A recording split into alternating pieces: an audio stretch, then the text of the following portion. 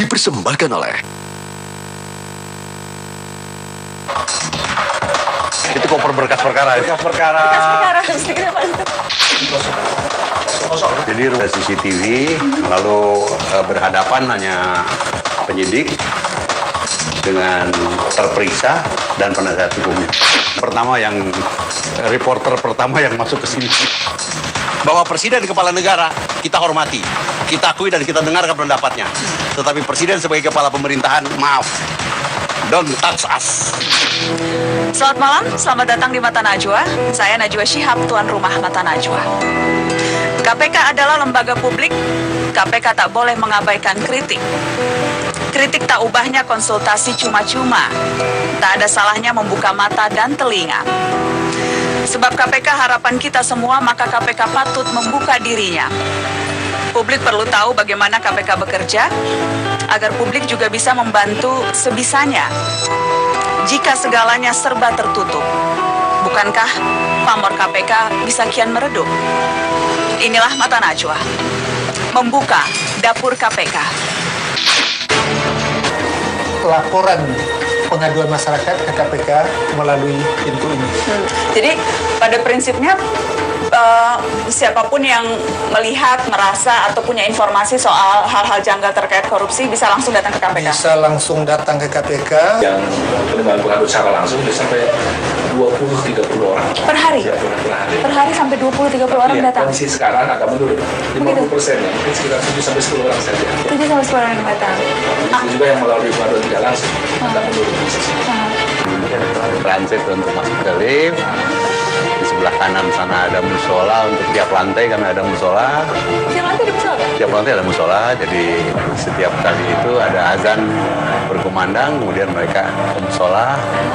Nah, ini ruangan kerja yang betul-betul restricted area, yang dipanggil saja kemari yang boleh masuk.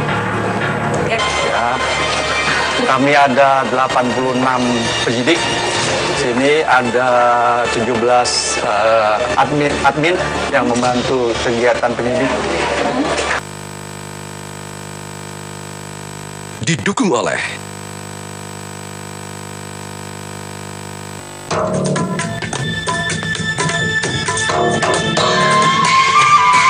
Di lantai 8 ini ada 13 ruang pemeriksaan. Kita mulai dari belok kanan kita keliling. Pemeriksaan ada 13. Ini sedang ada pemeriksaan. Ya. Nggak perlu lihat, mau lihat? Boleh lihat yang sedang kosong? Sedang kosong, kita lihat dulu, sedang isi. Ini sedang isi, yang sedang kosong, ya itu. Ini kosong. Kosong. Jadi ruangan ini dipantau oleh CCTV. Ini ada CCTV. Ada CCTV, lalu berhadapan hanya penyidik dengan terperiksa dan penasihat hukumnya. Jadi ini cover begini, tidak ada yang orang lihat. Jadi kalau dibilang terjadi kekerasan itu satu hal yang tidak mungkin karena mereka selalu bertiga. Tapi termonitor ini. Jadi kemungkinan ada hal-hal yang itu nggak, kita termonitor di pimpinan termonitor. Baik audio maupun videonya kita ada ruang monitor. Jadi apa yang terjadi di ruangan ini kita akan tahu semua. Dan ada CD-nya selalu kita siap recordingnya. Kegiatan terekam. Jadi akses ke ruangan itu dan atau kemudian meminta rekaman dan sebagainya? Pimpinan Pimpinan saya, deputi dengan direktur. direktur. Itu tidak sih, karena kan betul-betul plain kurs. Saya berusaha membayangkan begitu ya, walaupun tidak mau membayangkan menjadi tersangka, cuma meja, kursi berhadap-hadapan. Tidak ada laci. Tidak ada laci? Tidak ada laci. Kami memang desain, tidak ada laci. Untuk Ya kan dulu ada cerita-cerita soal ada laci-laci yang aneh-aneh. Itu tidak ada laci. Memang tidak ada sarana-sarana untuk Kita membuat sebuah kesan bahwa ada equal between the pemeriksa dan yang diperiksa. Oh, justru ini memberi kesan equal ya? Iya. Ya, equal. Bukan kesan malah mengintimidasi Iya. atau menceritakan itu. Karena ada orang ketiga dan kita orang pantau. Jadi ketiga. para penyidik tahu bahwa ini dipantau di ruangan, ada monitor yang baik suaranya, dia nggak bentak aja, apa kita tahu di suaranya. Dan itu tidak boleh, Pak Rudi? Boleh tidak penyidik membentak atau... Oh, tidak boleh. Tidak boleh? Dan setiap proses pemeriksaan Dalam teknik ada... interogasi bukankah misalnya ada berbagai macam teknik, metode termasuk untuk mengorek dan menggunakan suara tinggi dan sebagainya? Nah, Itu teknik, tapi bukan mengintimidasi. Intimidasi tidak boleh, tidak diperkenankan. Tapi teknik bagaimana memancing orang bersikap, berempati, memancing emosi kan boleh saja, tapi mengintimidasi tidak boleh. Pihak lain serta dilarang berhubungan baik langsung maupun tidak langsung dengan tersangka atau pihak lainnya nanti termasuk biar si saksi Nana lihat. yang terkait dengan perkara tindak pidana korupsi yang ditangani KPK tanpa alasan yang sah. Salah. Siapa saja yang mengatasnamakan pegawai KPK, meminta barang, uang, fasilitas, atau meminta untuk melakukan sesuatu perbuatan bagi kepentingannya dan atau kepentingan orang lain agar ditolak karena perbuatan tersebut merupakan tindak pidana, minta dilaporkan kepada kepolisian setempat atau Direktorat Tindak Pimpinan KPK Taufikur Rahman Ruki 3 Mei 2006. Jadi sejak awal sekali. Sejak awal sudah kita ini. Karena pernahkah ada insiden atau ada sesuatu yang melatar belakangi lahirnya surat edaran ini? Oh, ini enggak, ini memang sejak awal. Untuk lebih Prevention prevention. aja. Ini ruangan sampai jam 11 malam yang terakhir lampunya mati di sini. Karena memang kadang-kadang jaksa 3 harus punya 3 berkas, hakim 5 harus punya 5 berkas. Supaya lebih aman. Kalau kita tidak menggandakan di luar, kita upayakan tidak ada penggandaan di luar. Jadi di sini sendiri. Jadi tidak ada. Semua berkas-berkas, Pak? Semua berkas. Bukan misalnya penjilidan. Ya, Penjilidan itu kita harus punya sendiri. Jadi dibawa keluar dokumen-dokumen ini? ya, setelah jadi kita bawa keluar, tapi kita tunggu. Kita tunggu. Nah, rencana ke depan arahan Pak Ruki dan pimpinan kita akan membuka divisi penjilidan tersendiri. Nah, ini misalnya ini Monitor. yang saya katakan tadi, ini ruangan monitor sangat kecil, sangat sempit, bukan. Oke, Nana lihat semua sedang dipunya, semua termonitor satu persatu dan langsung direkam. Ini rekaman hari-hari. Semua rekaman hari-hari. Jadi apa yang terjadi kalau misalnya ada komplain macam-macam, kita minta tanggal berapa misalnya buka, lalu kita punya. Semuanya ada. Voice-nya ada. Saat pemeriksaan tertentu pimpinan bisa langsung Pimpinan bisa mendengarkan. langsung tertulis kalau diperlukan, cuman kita kadang-kadang juga nggak mungkin mengikuti secara detail teknis gitu. Tapi di sini kegiatan Ini khusus untuk penyidikan, nanti di lantai 7 adalah untuk penyelidikan, lantai 6 pengaduan masyarakat, dan di lantai 5 penuntut. Kita orang pertama yang reporter pertama yang masuk ke sini. Terima kasih kesempatannya, Pak. Teman-teman sampai jam berapa biasanya, Pak Garis? mereka sampai Makin lama makin... Hah? Itu kan. Ada kalau tidur? Istirahat buat kalau merem sebentar gitu? Ya. Boleh dilihat? Hah?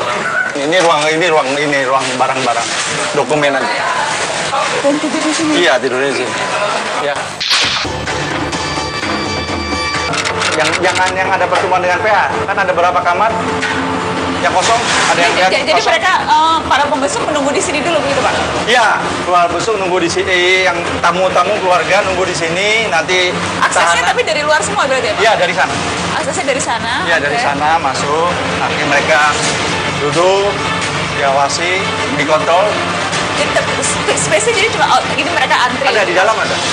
Ada di dalam. Di sana. Didesain supaya Supaya selalu tidak bisa terpantau. satu terpantau, mencegah hal-hal yang misalnya kalau tertutup kan hal-hal yang tidak diinginkan. Enggak, berapa ruangan di sini? 5 ruangan. 5 ruangan. 1 tahanan, 2 tahanan ya maksimalnya. Satu ruangan ini, satu tahanan. 1 tahanan, 1 keluarga. 5 orang. Oh, maksimal 5 orang yang mengunjungi. Masih 5 orang tamunya. Ada 5. Dengan berapa waktunya biasanya berapa lama durasi? Maksimal 2 jam. Dan hak itu setiap hari ya, Pak? Enggak, Senin Kemis. Senin. Sama dengan kita ngikuti peraturan yang dikeluarkan oleh Lembaga Dirjen Puasa. Lapas. Dirjen Pas. Senin Kamis selama jam 10 sampai jam 12. Ini terakhnya. Kan Nanti lama juga mereka di sini ya? Lama dari proses penyidikan, lalu persidangan 120 hari, banding itu 60 hari harus putusnya lumayan, hampir kira-kira kurang lebih lah sekitar tahun lah. Setahun. Kegiatan rutin, saya mau dulu ya, Pak. Kegiatan rutin yang dilakukan Ini adalah bagian dari kegiatan yang disebut dengan ekspos kasus. Jadi ketika kami ingin mengembangkan sebuah kasus, katakanlah putusan pengadilan sudah ingkrah, kemudian kita masih ada tersangka-tersangka lain yang harus kita hadapi, maka saya memanggil penuntut umumnya, Saya memanggil penyelidiknya, kemudian berdiskusi dengan pimpinan mau kita kemana arah dari penyidikan selanjutnya kasus ini. Nah, mereka menjelaskan kepada kita ini bagaimananya. Maka kemudian kita mendiskusikan, lalu kita memberikan guidance untuk mereka. Mereka harus maju ke sana. Pak Ruki karena dulu sebelumnya sudah menjadi pimpinan, jadi mungkin sudah familiar. Saya ingin tanya ke Pak Anto Indiarto Seno Aji, dulu di luar, sekarang di dalam, penyesuaian terbesar yang harus Anda lakukan, Pak? Kalau berkaitan dengan permasalahan-permasalahan hukum, khususnya untuk kasus-kasus yang ditangani KPK, saya cepat menyesuaikan. Saya melakukan adaptasi dengan tim, semua ini bukan menjadi permasalahan saya yang sangat prinsipil sekali, tidak. Jadi saya cepat bisa dapat menyelesaikan di sini. Untuk kasus ini dibawa ke sini, saya bilang coba bawa kemari berkas kasus. Ada 2 orang masuk ke apa itu? Berkas perkara Pak. Sampai 2 orang yang angkat. Bisa dibayangkan tingginya segini, coba diri kan. Bisa dibayangkan. Berat ya Pak? Waduh berat, jangan anak ya. Aduh. Nah, bayangkan ini berkas perkara sini. 50 kilo ada berapa? 50 kilo. Mungkin ada. Ini yang dibawa anak-anak digotong sini. Saya bilang, apa itu? Berkas perkara Pak. Loh.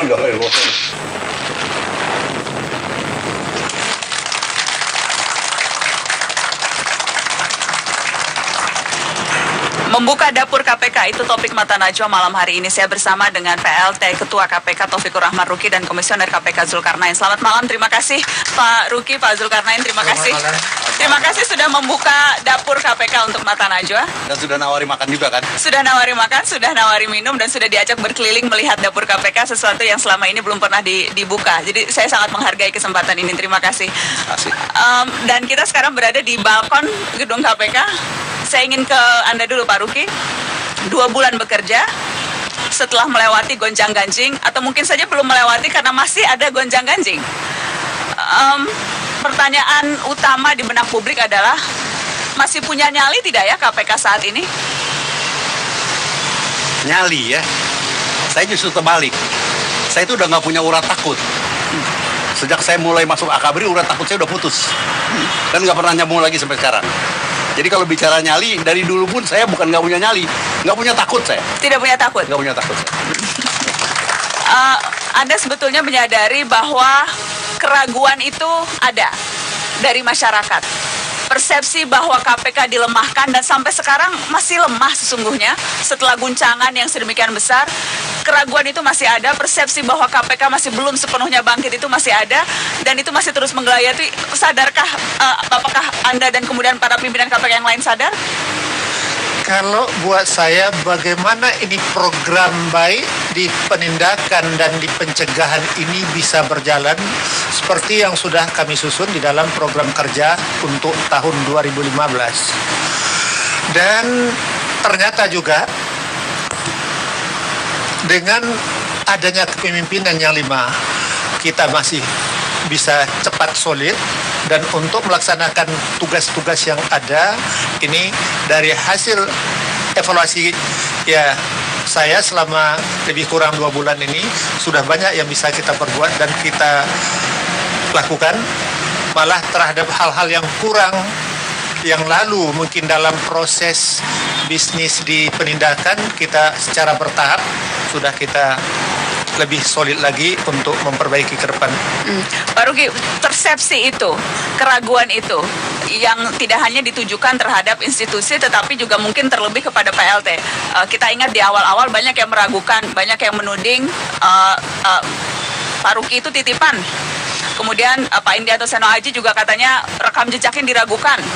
Ada ungkapan-ungkapan seperti itu, apakah itu masih terus menggelayuti Anda dan rekan-rekan yang baru saja 2 bulan ini bekerja? Kebetulan saya sendiri bukan pertama kali masuk di KPK. Saya pimpinan pertama pertama di KPK juga sama diragukan. Bahkan lebih pribadi lagi. Apa mampu seorang polisi memimpin komisi anti korupsi, sedangkan polisi juga dikenal sebagai organisasi yang penuh dengan koruptor. saya tidak usah dijawab yang begitu, tidak usah direspon, tidak usah dijawab dengan kata-kata. Kita buktikan saja dengan perbuatan. Dan ternyata kemudian ya saya mohon maaf, pimpinan yang bisa menyelesaikan termnya secara lengkap dan tidak ada masalah justru pada pimpinan pada jilid pertama. Dan kita sudah membuktikan. Walaupun saya harus mengakui dari sisi prestasi represif, jilid pertama itu kalah oleh jilid kedua maupun jilid ketiga. Tetapi jangan lupa bahwa jilid pertama itu awalnya adalah capacity building. Tetapi kami yang memulai. Bagaimana kami bisa menangkap seorang gubernur aktif, seorang pejabat setingkat menteri aktif.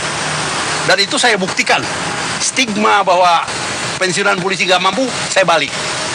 Dan itu yang sangat menyenangkan bahwa ketika saya mampu membalik stigma seperti itu. Dan sekarang stigma yang menimpa Taufikur Rahman Ruki apa, Pak Ruki? Kalau Anda bisa dengan jujur melihat stigma apa yang menempel pada periode saat ini di mana Anda diberi tanggung jawab yang ini? Terulang lagi, seperti hal yang sama terulang lagi. Berani tidak sama polisi? Kenapa tidak? Stigmanya kan seperti itu. Ini mantan polisi, masuk KPK bermasalah dengan polisi, masih berani tidak dengan polisi? Jangan-jangan beraninya dengan yang lain, dengan polisi takut-takut. Waktu jilid 1 pun sudah saya buktikan kok. Ada seorang bintang 4 yang saya ambil, yang kita ambil. Kan kita sudah buktikan. Sekarang kalau ada lagi, kita akan lebih proper menangani masalahnya. Sehingga kalau terjadi pra-peradilan, insya Allah kita tidak akan kalah lagi. Dan sudah kita buktikan. Berapa pra-peradilan yang terjadi setelah pra-peradilan pertama tadi? Tidak kurang dari 6. Yang 4 kita menangkan, yang 2 menarik. Artinya kita sudah cukup perkasa untuk menghadapi itu. Saya mau mengutip supaya tidak salah. Nggak usahlah ada OTT karena itu sangat menguras tenaga. Kita akan fokus. Didukung oleh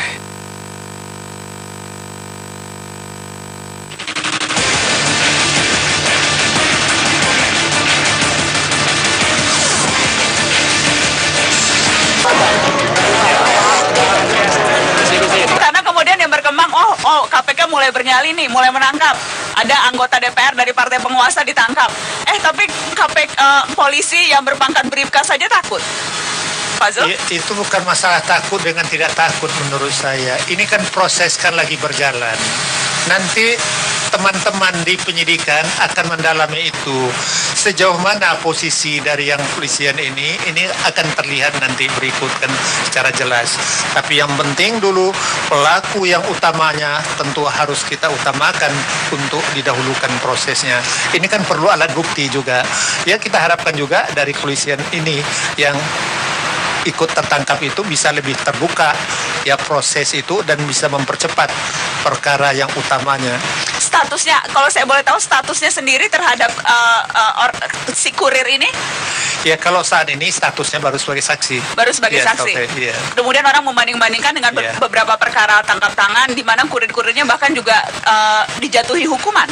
Ya itu karena memang itu kan bisa saja nanti. Itu dengan melalui koordinasi supervisi kita lihat sejauh mana peran mereka, apakah memang mereka itu memang ada turut membantu atau bukan, kita lihat nanti belakangan. Ya kita harapkan dulu yang utama ini dulu, artinya kita harapkan keterangannya lebih terbuka sehingga posisi kasus ini secara lebih luas akan terlihat nanti secara proporsional dan profesional. Karena Pak Zul, saya juga ingat tidak beberapa lama setelah OTT terjadi, ada sempat pernyataan Anda yang mengejutkan. Saya mau mengutip supaya tidak salah. Nggak usahlah ada OTT karena itu sangat menguras tenaga. Kita akan fokus menyelesaikan kasus. Banyak yang mengkritik Anda ketika itu, Pak Zul. Sudah mulai lemas kah komisioner yang ini? Sebetulnya. Tidak mau ada OTT? Saya kan belakangan kan jarang untuk bicara. Rupanya dalam doorstop saya ditanyakan itu. Sebetulnya bukan itu maksudnya. Saya berharap penyelenggara negara, pejabat publik, jangan ada lagi lah yang melakukan suap menyuap dan pemerasan. Sehingga ya artinya KPK kan bisa konsentrasi dalam menangani perkara-perkara yang ada, yang saat ini ya cukup banyak. Itu maksudnya. Ternyata saya kalau memang ada terjadi memang yang perlu di OTT, saya jalan terus. Jadi ya. bukan berarti tidak akan ada OTT sampai 6 bulan ke depan. Itu saya pikir bukan sudah lelah menguras tenaga. Taktiknya media saja menurut saya membuat yang disalahin jadi media. demikian. Ya supaya artinya ada alasan untuk bertanya sama saya lagi Oh, kan. gitu. Tapi yang jelas kan ancaman kriminalisasi itu masih ada, Pak. Masih nyata. Karena belum lama ini kita dengar kabar reskrim bahkan tanpa tedeng aling-aling bilang akan memanggil para penyidik atau tim penyelidik yang menangani kasus Budi Gunawan. Karena putusan pra-peradilan menyatakan tidak sah, berarti ada penyelewengan. Berarti anak-anak buah Bapak, para direktur tuh nama-namanya sudah dikirimi surat panggilan sampai panggilan kedua. Ini nyata, real, dan masih terus akan mengganggu. Kan hari ini mengatakan akan. Nyata sampai sekarang teman-teman direktur dan penyidik masih ada di sini. Artinya dengan kata-kata akan itu saya berbuat sesuatu dong. Apa persisnya apa yang Anda lakukan? Ya, saya jelaskan persoalan-persoalannya secara pribadi, lewat pendekatan struktural. Saya jelaskan. Ini loh permasalahannya. Apa memang perlu anak-anak itu dipanggil? Nah, akhirnya mereka paham. Cuma sampai kata akan. Mungkin besok akan berkata baru sedang akan. Tapi bukan sedang dan sudah. Jadi Anda yakin lewat pendekatan personal seperti itu tidak akan dilanjutkan kasus-kasus ini? Pendekatan personal itu akan membuat perkara menjadi lebih terang, menjadi lebih clear, lebih mudah diterima daripada kita berkomunikasi lewat media. Karena bisa saja media salah tangkap, salah kutip, atau mungkin sengaja dipelintir. Tapi dengan komunikasi yang baik di antara saya dengan pimpinan Polri, di antara para pimpinan dengan Jaksa Agung, dengan pimpinan Polri yang lain, semuanya bisa dijelaskan masalahnya. Jadi konkretnya Pak, kasus akan dihentikan? Seperti saya misalnya ke Pak Zul. Pak Zul, kasus Anda sekarang statusnya seperti apa Pak? Saya nggak tahu. Tapi menyangkut karena masalah, Anda dilaporkan ke polisi? Ya, kalau dilaporkan itu sebetulnya masalah kasus P2SEM itu 2010 juga sudah pernah dilaporkan ke KPK. Kemudian 2014 yang lalu kan juga sudah pernah. KPK malah korsupkan karena yang menangani perkara itu sebelumnya Kejaksaan Tinggi Jawa Timur. Ya sudah dikorsupkan ke Kejaksaan Tinggi Jawa Timur dan sudah dijelaskan. Anda baru-baru ini apakah pernah dipanggil, dimintai keterangan? Karena kan berbarengan tuh setelah Pak Bambang Wijoyanto, Abraham Samad, kemudian ya mudah-mudahan tidak usah dipanggil lah. Artinya kan menambah energi saja nanti terhadap hal-hal yang sebetulnya ini doa dan harapan, tapi kenyataannya seperti apa Pak? Ya, apakah pernah dipanggil? Kalau kenyataan itu maksud dalam tugas itu kan ada risiko. Yang penting ya kita tidak berbuat. Ya kalau terjadi hal yang risiko itu memang tidak bisa kita hindarkan.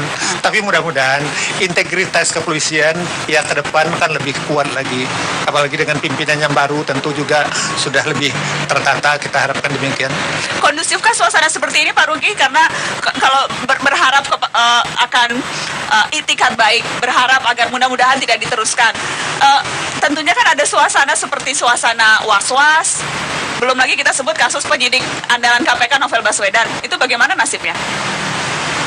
Saya ingin menggarisbawahi bahwa Novel Baswedan bukan satu-satunya penyidik handal di polisi, di KPK.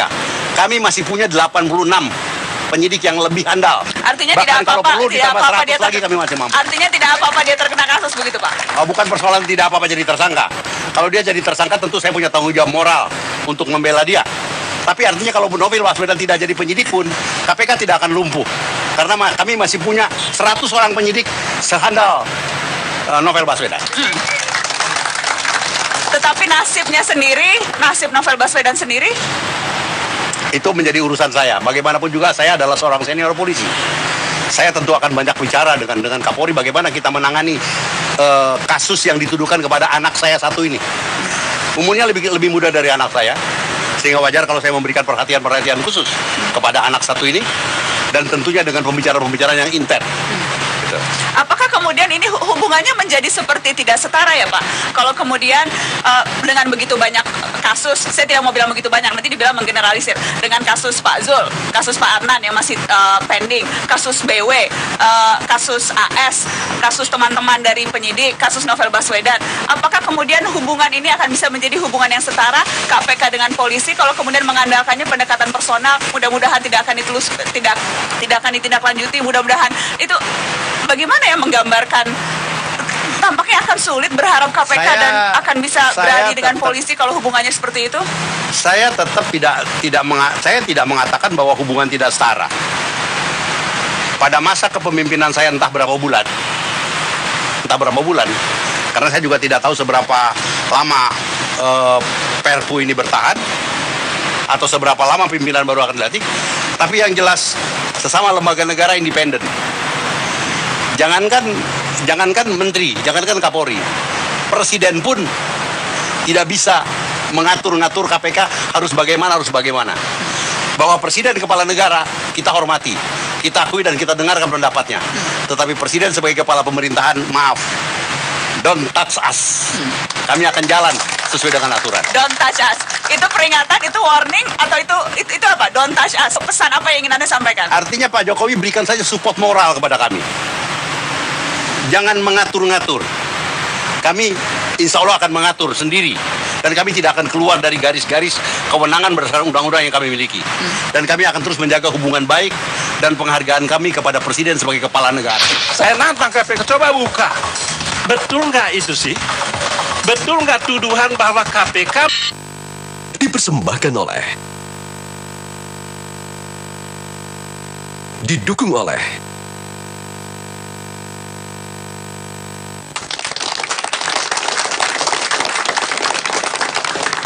Terima kasih Anda terus di Mata Najwa. Saya berada di balkon KPK. Malam ini Mata Najwa membuka dapur KPK. Dan untuk melengkapi perbincangan telah hadir di balkon KPK Sosiolog UI Imam Prasojo. Selamat malam Mas Imam, terima kasih sudah hadir. Kemudian juga saya mengundang 2 anggota DPR. Ada Wakil Ketua Komisi 3 dari fraksi Partai Demokrat, Beni Kaharman. Selamat malam Pak Beni. malam. Pak Beni tidak sendirian, kalau anggota DPR tidak boleh 1, harus ada minimal 2. Ada anggota fraksi PKS, juga anggota Komisi 3, Al Muzamil Yusuf. Selamat malam Pak Muzamil Yusuf. Malam Mbak Dana. Terima kasih sudah bergabung bersama kami. Kita malam ini membuka dapur KPK. Tadi saya sudah berbincang dengan Pak Ruki dan juga sudah diajak berkeliling KPK. Saya ingin mau ke Mas Imam. Mas Imam, Anda intens mengikuti apa yang terjadi dengan KPK dan Polri sejak awal tahun. Saya ingin tahu pendapat Anda hari ini, malam ini, melihat KPK saat ini seperti apa? Saya melihat KPK sekarang ini masih terus dalam posisi defensif dan masih dalam posisi rentan. Sebentar lagi saya tidak tahu apa yang terjadi dengan Pak Ruki. Mungkin saja selesai, tidak terlalu lama. Dan itu sesudah itu apa? Karena Perpu. Bocorannya saya sudah tahu. Nah itu sesudah itu menjadi pertanyaan seperti apa wajah KPK. Pada saat ditembak lagi misalnya, ya sekarang Pak Ruki boleh mengatakan bahwa ini kita tidak takut. Ini bukan masalah soal takut atau tidak takut, tetapi lubang-lubang undang-undang ya ditersangkakan apapun kasusnya itu selesai dia.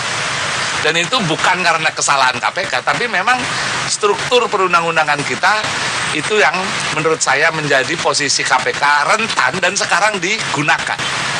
Itu yang terjadi. Rentan? Sangat rentan menurut saya. Dan ngangguk-ngangguk Pak Ruki, artinya setuju. Setuju. Dan mengkhawatirkan hal yang sama tidak Pak Beni terhadap KPK? Atau jangan-jangan berbeda? Karena selama ini persepsi publik, DPR sebagai mitra kerja seringnya nyerang KPK, bukan bantuin KPK. Jadi KPK itu tahap demi tahap, jengkal demi jengkal, langkah yang dia lakukan wajib untuk dipertanggungjawabkan kepada publik. Dan kalau kami mempertanyakan secara mendalam soal itu, tidak bisa diidentik bahwa kami memperlemah KPK. Bahwa kami tidak ingin KPK kuat, tidak. Kami ingin KPK kuat dengan kewenangan yang luar biasa tadi. Tetapi kami juga menuntut penggunaan kewenangan tadi itu supaya dipertanggungjawabkan kepada publik. Spesifiknya kalau kita bicara situasi kondisi yang sekarang, ya, betapa dengan mudahnya kemudian diganti atau ditersangkakan bahkan untuk pelanggaran lalu lintas sekalipun. Bagi saya bukan soal ditersangkakan.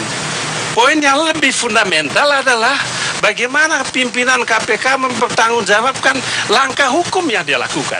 Itu yang harus dilakukan. Selama ini bukan soal tersangkanya, tidak. Selama ini apakah Anda melihat ada gap itu? Saya tidak melihat KPK mempertanggungjawabkan itu. Misalnya dalam kasus penetapan Komjen Budi Gunawan oleh KPK, tidak ada penjelasan yang transparan, yang terbuka. Kalau saya nantang KPK, coba buka.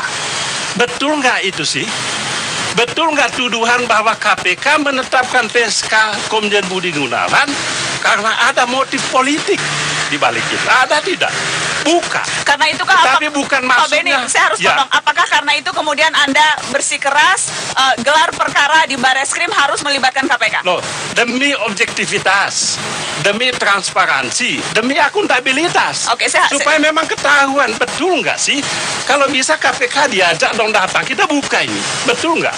Adakah ajakan itu Pak? Karena ya, informasi yang kita dengar terakhir dipending sampai belum ketahuan sampai kapan gelar perkara di Bareskrim. Apa yang Anda ketahui soal kasus yang sangat sensitif ini, kasus BG?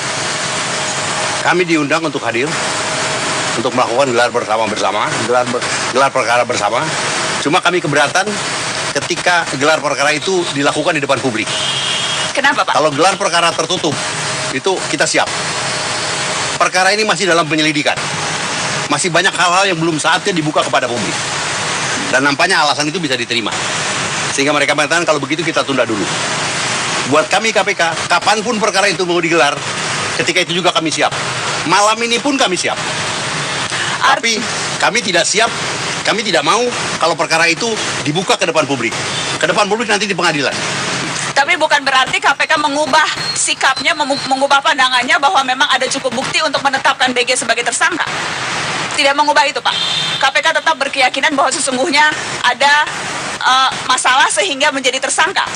Budi Gunawan. Itulah kesalahan KPK yang paling utama. Itu ya. Kalau kita saya mau mendengar objektif, jawaban karena itu penting. Apakah kemudian KPK masih tetap pada posisi Budi Gunawan saya ada yakin masalah? tak mungkin. Kok Anda yang menjawab Pak Beni? Ini ada PLT Iya, Ketua KPK, saya tanya bertanya beliau. kepada PLT. Gimana Pak? Saya tidak melihatnya dari perspektif politik, bukan bidang saya. Tidak Pak, menjawab secara Saya hukum. menjawabnya dari perspektif hukum.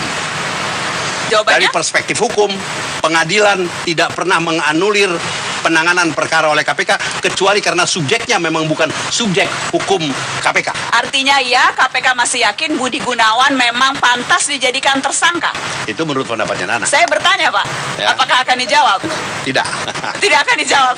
Saya melihat, mohon maaf, cara pimpinan KPK Dipersembahkan oleh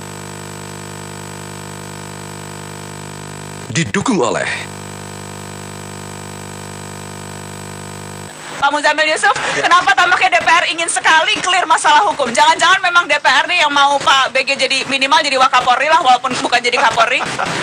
kasus BG kita lihat. Sebenarnya kasus BG itu tidak akan masalah besar. Maukah Anda menjawab pertanyaan saya yang tadi? Saya jawab, Mbak. Kalau Desember itu sudah wacana BG akan dicalonkan sudah muncul. Kalau KPK sudah punya 2 alat bukti, keluarkan pada waktu itu. BG belum jadi calon Kapolri. Nggak akan rame-rame seperti ini. Satu itu. Lalu kenapa diambil di tengah-tengah ketika proses DPR sudah dapat surat presiden? Nah, akhirnya terjadilah kasus seperti ini. Maka saya ingin mengatakan, ada persoalan memang pembawaan pimpinan KPK yang menurut saya harusnya tidak dengan style seperti itu. Seperti apa? Kita ini yang namanya korupsi itu sudah seperti wabah. Kalau wabah terjadi, seorang dokter itu bukan senang dapat pasien. Dia prihatin, dia berpikirnya integral. Dia tidak bersuka cita dengan datangnya ada pasien diselesaikan, dalam hal ini ditangkap ya. Dia berpikir bagaimana cara menyadarkan ya bangsa ini. Dalam cara keprihatinan, saya melihat, mohon maaf, cara pimpinan KPK mengumumkan di depan media itu dengan cara tersenyum, tapi saya mengatakan cara itu tidak tepat. Harus dengan cara keprihatinan. Dengan segala hormat dengan lembaga Polri, putra terbaik kalian, kami punya bukti, kami proses, tapi kami tidak menyerang lembaganya. Ada komunikasi, tapi komunikasi yang dibangun seakan-akan eksekutif, legislatif, yudikatif, semua korup, semua musuh, semua ingin dihancurkan. Apakah negara bisa tegak hanya dengan KPK? Mohon maaf, saya melihat KPK menikmati expose terhadap hal itu. Yang jelas masyarakat menikmati kalau ada koruptor yang ketangkap. Itu Yang tadi. menikmati, media menikmati, saya menikmati kalau ada orang ketangkap, tahu rasa ditangkap, dan mudah-mudahan ada efek jerah. Saya menikmati. Betul, Mbak. Dan Penindakan. seharusnya menikmati juga anggota DPR. Penindakan itu salah satu. Tetapi karena keprihatinan lebih besar, karena ini epidemik, maka begitu ada yang ditangkap berpikirnya bagaimana membangun pencegahan yang panjang. Oke, Mas Imam? Wong lagi ditangkap tangan saja nggak kapok-kapok, itu ya republik ini. Ini yang menjadi soal. Nah, saya setuju ya bahwa harus ada sebuah evaluasi Pak Ruki di KPK ini. Bagaimana? Lama katanya untuk apa evaluasi. Ya jangan langsung menyerah begitu Pak, kan itu benar prediksi, siapa tahu nanti politik itu bisa berubah setiap menit Pak. Betul. Nah, jadi itu yang terjadi. Jadi saya melihat bahwa dulu orang mengatakan bahwa hukum itu tajam ke bawah tapi tumpul ke atas. Sekarang betul KPK membuktikan ternyata bisa juga tajam ke atas, tapi najamnya kemana-mana, ke partai politik, ya ke polisi, kemana-mana. Ya tentu saja orang ini bisa menjadi ya dengan semua substansi yang Pak Muzamil katakan itu sebenarnya betul. Statement dari Pak Muzamil itu seolah-olah protes terhadap pendidikan. Enggak, sama sekali tidak. Lalu justru cuma barangkali saya setuju ada ekspresi yang yang kemarin dilakukan itu saya pun mengkritik Pak. Itu tidak pada tempatnya dilakukan. Demikian juga saya ekspresi kepada Pak Ruki juga saya kritik juga. Oh, kita kalah. You can lose the battle but you have to win the war. Karena ini adalah, dan Pak Ruki setuju. Awalnya nggak setuju. Pak, maksud saya begini, nggak boleh lempar anduk begitu. Karena publik mempersepsikan seolah-olah KPK sudah kita kalah. Nggak boleh. Penegakan korupsi itu menyatakan surrender. Dan saya kira Pak Benny Karman pasti juga nggak setuju gitu kan. Nah Pak Ruki segarang-garangnya, karena yang mungkin yang ngomong saya kan baik-baik Pak, setuju. Nah gitu loh. Dan kita sudah buktikan di pra-peradilan yang lain kita tidak kalah kan. Iya. Nah, itu kita udah buktikan. Nah mungkin tekanannya berbeda Pak, jadi bisa menang. Tim 9 kan sudah kerja juga. Apa hasil tim 9 ini? Kita nggak punya Dipersembahkan oleh, didukung oleh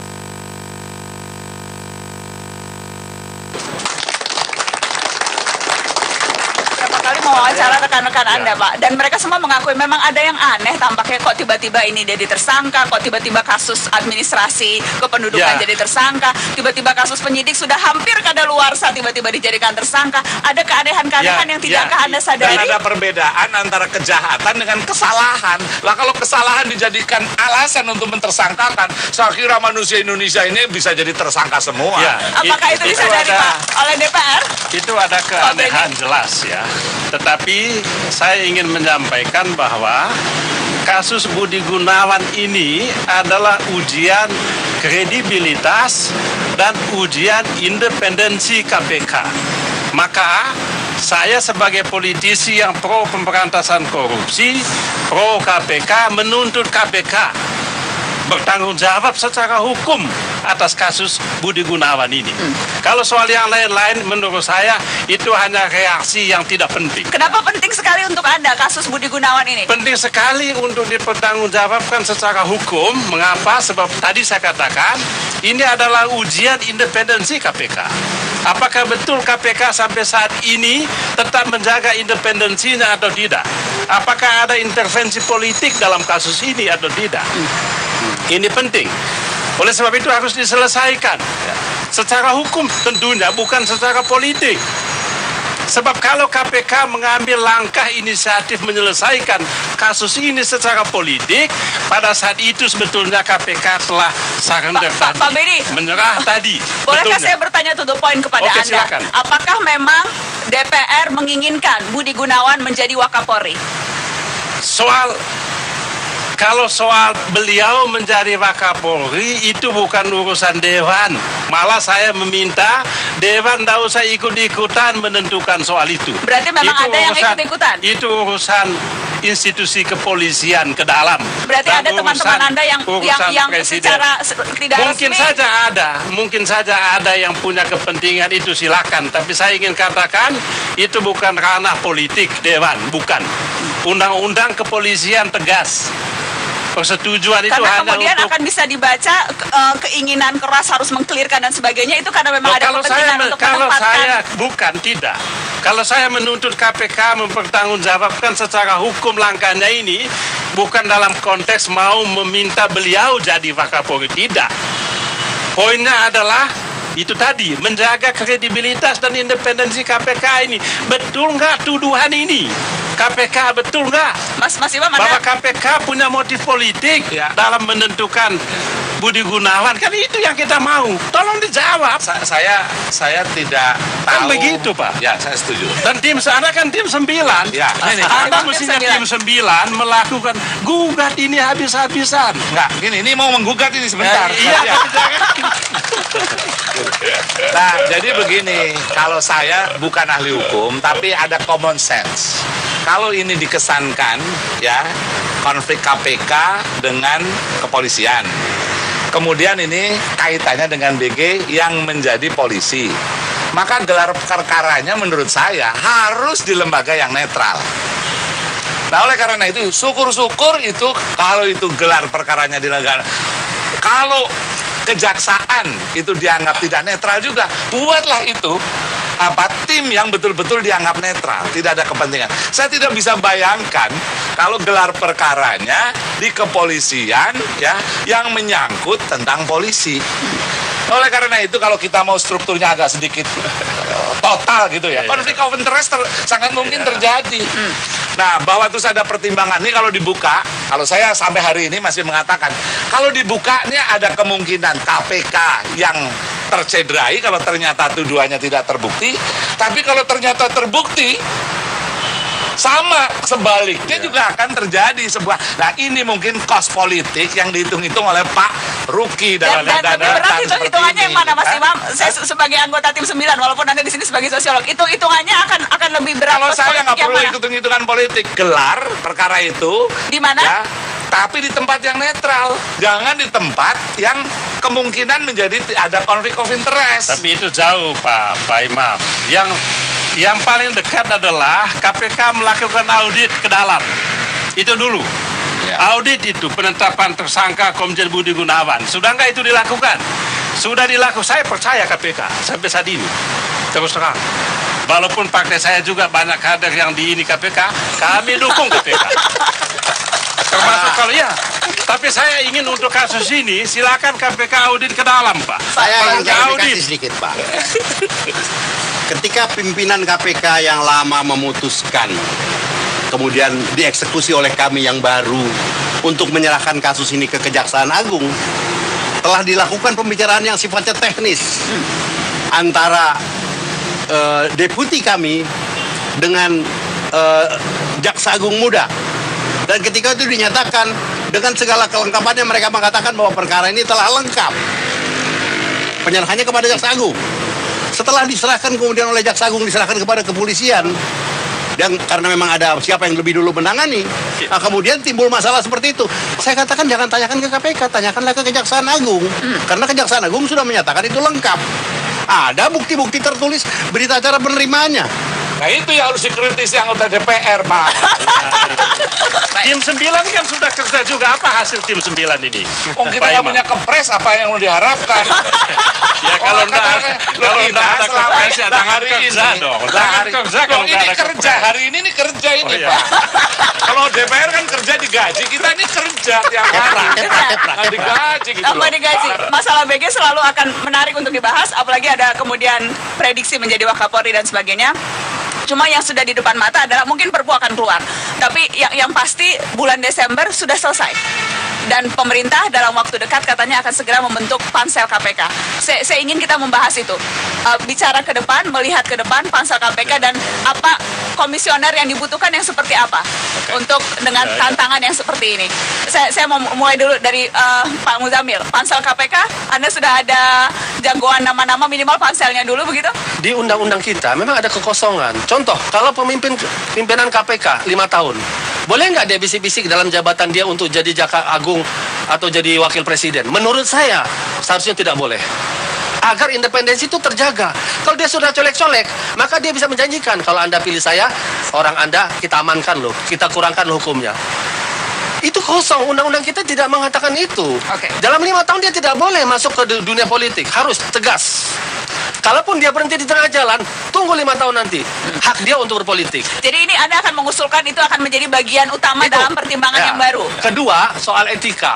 Lembaga pengawasan etika menurut saya permanen. Kenapa? Karena abuse of power. Sebuah lembaga yang kekuasaannya luar biasa, power tends to corrupt. Itu udah hukum besi. Semakin luar biasa kekuasaannya, semakin penyalahgunaannya luar biasa. Maka bagi saya, lembaga pengawas yang permanen penting. Pak Zul, Anda sendiri masih berminat untuk mencalonkan diri lagi periode berikutnya? Tapi rasanya sudah cukup. Satu periode itu 4 tahun dengan kerja keras kan sudah cukup lumayan. Jadi sudah kita berikan kesempatan kepada kader-kader terbaik yang lagi untuk memimpin kader-kader KPK. di KPK. Ya, termasuk di KPK, masuk di luar KPK. Uh.